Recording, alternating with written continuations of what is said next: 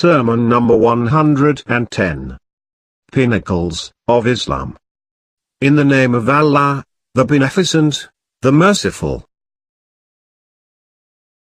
The best means by which seekers of nearness to Allah, the Glorified, the Exalted, seek nearness, is the belief in Him and His Prophet, fighting in His cause, for it is the high pinnacle of Islam, and, to believe, in the Kalimatul Ikhlas, the expression of divine purification, for it is just nature.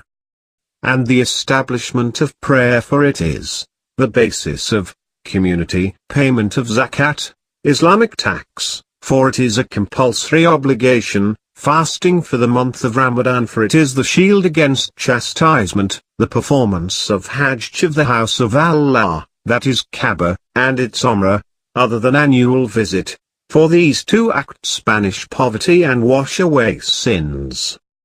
Regard for kinship, for it increases wealth and length of life, to giving alms secretly, for it covers shortcomings, giving alms openly, for it protects against a bad death, and extending benefits to people, for it saves from positions of disgrace.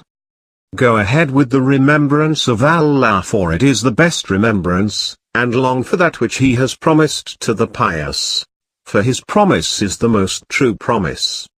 Tread the course of the Prophet, for it is the most distinguished course. Follow the Sunnah of the Prophet, for it is the most right of all behaviors.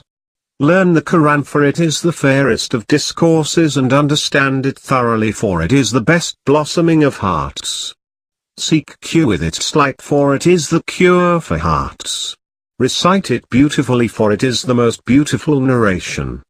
Certainly, a scholar who acts not according to his knowledge is like the off-headed ignorant who does not find relief from his ignorance, but on the learned the plea of Allah is greater and grief more incumbent, and he is more blameworthy before Allah.